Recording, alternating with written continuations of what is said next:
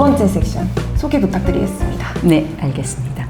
대치동 중고등 내신 기출 그리고 지방학교 내신 기출 보겠습니다. 자, 먼저 공입니다. 화면 보이시죠? 이게 1번이에요, 선생님. 1번.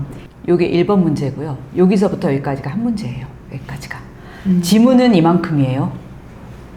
지문이 이만큼이고 그 다음에 이제 선지가 A, B, C, D, E, F, G, H, I, J까지 선지고요.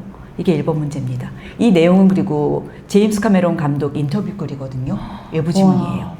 이게 1번으로 나왔어요. 그리고 이제 한 페이지 문제가 이렇게 되거든요. 어렵습니다. 여기서 이제 선생님 저희는 외고 아닌데요. 우리 학교는 이렇게 안 나오는데요. 외고 문제가 다른 일반고로 어떻게 가는지 보겠습니다. 문제고요. 선지가 이제 길게 나오기 시작했어요. 이건 작년 문제라 해서 이렇게 나왔고 올해는 좀 더 길게 나오기 시작을 했거든요. 에세이식으로 이제 서술형이 나오고 얘네는 그래서 서술형 점수 받기가 상당히 힘들어요. 그리고 보이시나요? 13번, 14번, 16번, 6번인데 어법상 옳은 문장끼리 짝지어진 것은 어법상 틀린 문장끼리 짝지어진 것은 어법상 틀린 개수가 같은 것은 인데 여기에 밑줄이 한 개도 없습니다. 밑줄이 한 개도 없어서 여기 몇 개 틀렸는지 몰라요. 근데 이 짝수 개수가 같은 것을 고르래요. 여기에서 이렇게 나왔습니다. 이 친구는 다 맞았습니다. 그리고 어법 말고 이거는 독해 문제인데 선지글이 많이 나와요. 이제 대화문이 아니라 글의 이해를 이렇게 사례처럼 해서 이제 굉장히 많이 나와요. 여기도 마찬가지로 선지가 하나, 둘, 셋, 넷, 다섯 개밖에 없는데 진짜 선지의 길이가 압도적이죠. 너무너무 길죠. 자, 이제 중학교 문제로 내려왔습니다. 고등부 문제 유형이 중등부로 바로 내려옵니다. 바로 이렇게 또 적용이 네네네. 선생님들께서 고등부 문제가 저렇게 나와서 그러면은 바로 진짜 중등부 문제로 내려와요. 그래서 여기 같은 경우에는 요거에서 어법상 옳지 않은 문장의 개수. 세상에. 답은 하나였어요. 그래서 지문에서 밑줄 없는 어법 오류 개수, 얘가 예전에는 제주도는 그래요. 근데 요즘에는 이게 흔한 문제로 그냥 기본으로 좀 나오는 것 같아요. 그 다음에 이제 부중 2학년 문제인데 얘 같은 경우에는 이제 선택형이죠. 어법 선택형인데 문제는 뭐냐? 선지가 압도적으로 많습니다. 15개입니다. 15개. 15개. 네. 밑줄도 아예 없네요. 없습니다. 15개고요. 그리고 이게 한 페이지인데 8번, 9번, 10번, 11번이 다 어법상 옳은 문장의 개수, 틀린 문장의 개수, 옳은 문장의 개수, 부정사의 부사적 용법으로 부사적의 개수 쫙 한 페이지에 깔았습니다. 이게 지금 중학생 아이들이 푸는 문제죠? 중2 문제입니다. 중2 중간고사 껐어요. 세상에. 그리고 여기도 마찬가지로 어법상 틀린 문장을 모두 찾아서 쓰시오. 그것을 바르게 고치시오. 그 다음에 여기서도 모두 찾아서 하시오. 마찬가지로. 근데 이제 여기 같은 경우에는 좀 특이한 게 내용이 보통 이렇게 나오면 타겟어법만 나오잖아요. 근데 여기는 얘네는 타겟어법만 나오지 않았어요. 이것저것 뭐 동명사도 나오고 그 다음에 뭐 수요동사도 나오고 every 이런 거 일치도 나오고 그 다음에 얘도 밑줄은 있지만 밑줄이 없다라고 보셔야죠. 빈대가 없습니다. 그래서 고등학교 문제가 다 중학교로 내려왔고요. 그리고 이제 나오는 문제들이 패러프레이즈. 근데 패러프레이즈라고 해서 전에는 약간 살짝 이제 뭐 문법만 바꾼다든가 그랬거든요.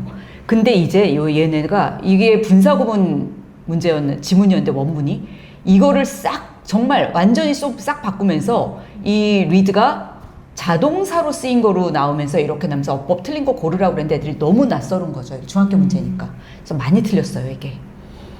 아이들이 정말 고민할 만했네요. 네. 애들 이거 정말 고민 많이 하다가 많이 틀렸다고 하더라고요, 이거. 어려워져도 좀 많이 어려워졌네요. 이건 또 뭐예요? 그런데 신형을 보고서 올해, 제가 분명히 그랬어요. 겨울방학 때 올해는 분명히 문제가 좀 많이 바뀔 거다 예상을 했는데 역시나 중등부 문제에 이렇게 프로듀스 이 단어 프로듀스 프로덕트 얘를 이렇게 싹 선생님이 탈탈 털어가지고 지문을 만드셨어요. 바꾸서.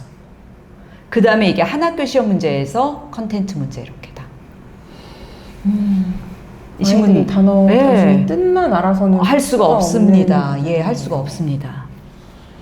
그리고 이거는 중학교 문제, 이것도 중학교 문제인데 이 어법의 내용이 어떻게 되는지를 문맥을 정확히 이해를 해서 맞는 어법을 뭐 투투 부정의 의미라든가 아니면 의미상조어라든가 이런 것들 이렇게 문제를 변형을 해서 냈더라고요.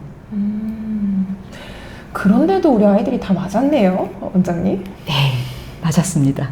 아, 정말 뒤에 내용이 더 궁금해지고 네. 있는데요. 중은 또 어떨지.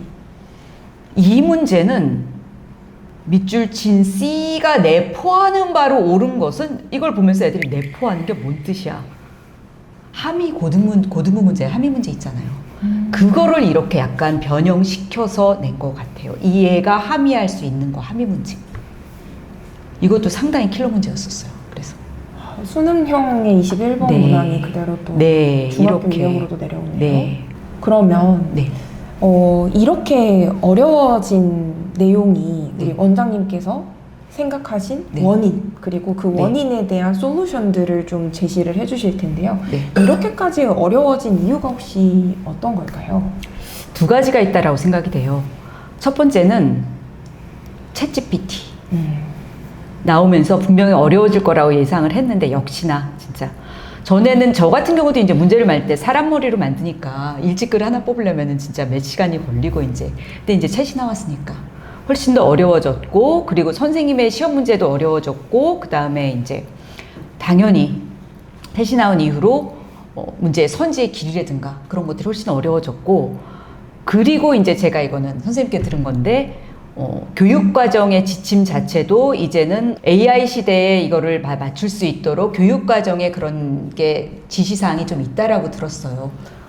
그래서, 맞아요. 저희 네. 또 제가 열심히 또 훌륭한 분들의 강의를 찾아들으려고 노력을 많이 하는 편인데 그래도 교과서를 집필하신 분이나 또 수능을 문제를 내시는 분들께서도 디지털 교과서의 도입, AI 도구의 학습 도구로서의 방향 전환 등등을 많이 염두에 두고 계시고 뭐 함의 추론이나 이런 것들도 다 의도를 하신 부분들이 있다. 저는 그 내용의 수업을 듣고 우리 원장님의 세미나에 그런 실질적인 예시가 묻어나오는 걸 보고 레이첼 원장님 정말 대단하시다. 그런 캐치포인트를 바로 잡으시다니 라고 해서 저는 굉장히 대단하신 분이시라고 저는 느꼈거든요. 실제로 이제 교육과정이 많이 바뀌면서 챗GPT 사용을 이제 안 하는 것보다는 하는 쪽으로 좀 유도를 하는 건 아닌가라고 느껴지기도 합니다. 또 이제 네, 레이첼 선생님의 말씀 너무 기다려져가지고. 감사합니다. 그리고 한 가지가 더 있다라고 생각돼요. 교육과정이 바뀌면서 이제 이번에 대입이 바뀌었잖아요. 바뀐 대입 체계에서는 내신이 더 중요해졌거든요.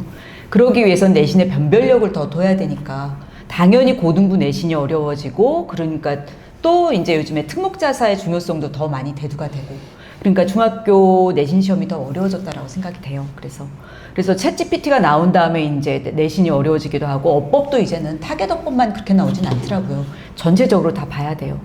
그래서 이제 시험 문제의 트렌드가 진짜 외고 문제에서 이게 일반고로 내려오고 중등부로 내려오고 이게 지방으로 가거든요. 지방이 어떻게 되는지 한번 보시겠습니다. 이게 경기도 군포시에 있는 국내중학교 2학년 1학기 중간고사였어요. 그 2학년 1학기 동아 이병민 심화지문에 심슨 나오거든요. 저 이거 보고 깜짝 놀랐어요. 좀 낯익지 않으세요, 선생님? 고등학교에서 객관식으로는 수능 40번이고 네. 보통 저희 지역에서는 네. 이제 요약문을 만들라는 서술형 문항이랑 좀 유사한 형태, 네. 즉 고등학교 문항을 많이 따라하고 있거든요. 네. 고등부 문항이 이렇게 중2 중간고사에 이렇게 턱하니 경기도에서 나왔어요. 와, 선생님께서 그러셨대요. 니네 이렇게 시험 보면 고등학교 가서 고생한다. 미리미리 대비해라. 선생님께서 그러셨대요. 그래서 시험 문제가 이렇게 나왔고요. 그 다음에 이제 이건 창원 문제인데 마찬가지로 얘는 이제 사례 문제. 여기에서 추론할 수 있는 사례들이 어떻게 되는지 나오고 그 다음에 밑줄 없이 어법 문제 서술형으로 나오고 그 다음에 이건 광명에 있는 학교인데 여기도 같은 의견을 만을 모두 고른 것은 이렇게 나왔어요. 그래서 제가 아까 말씀드린 것처럼 대치동 문제가 지방에서 그대로 나온다는 게 무려 5점이네요. 이거는 문제 이렇게 나오고 울산의 문제인데 밑줄 없는 어법 문제 여기도 마찬가지로 문장을 수정하여 서술형으로 이렇게 딱 나왔어요. 이게 그럼 이 세미나가 네. 비단 대치에 있는 아이들을 위한 네. 것뿐만 아니라 지금 좀 앞서가는 비학군지 그리고 조금 뭐 외고나 자사고의 영향을 녹인 열심히 출제하시는 선생님들의 경향을 빠르게 대비할 수 있는 그런 세미나인 것 같아요. 그래서 지금 대치동뿐만 제가 이제 강사 세미나 하면은 많은 선생님들께서 말씀하시는 게 선생님 우리 학교는 이렇게 안 나와요. 우리 애들은 이런 거 못 풀어요 라는 말씀을 되게 많이 하시거든요. 그리고 다플백 처음 나왔을 때만 해도 우리 애들은 이런 거 못 풀어요. 그런데 요즘엔 점점 더 지방에서 이제 다플백에 대한 수요가 많아지고 왜냐하면은 거기 문제도 이렇게 나오기 때문에 제가 그래서 선생님 근데 중학교 시험 이렇게 우리 학교는 이렇게 안 나와요 라고 얘기를 하면은 얘네들 고등학교 가서 어쩔 겁니까? 그리고 제가 늘 하는 얘기 수능은 전국구입니다. 그러면 네. 이렇게 많은 트렌드들이 있는데 이 중에서 레이첼 선생님께서 킬러 유형 5가지를 요약해서 정리를 해주시고 또 이 5가지에 대한 각각의 솔루션을 한번 제시해 주시는 세 번째 섹션으로 넘어가 보도록 하겠습니다.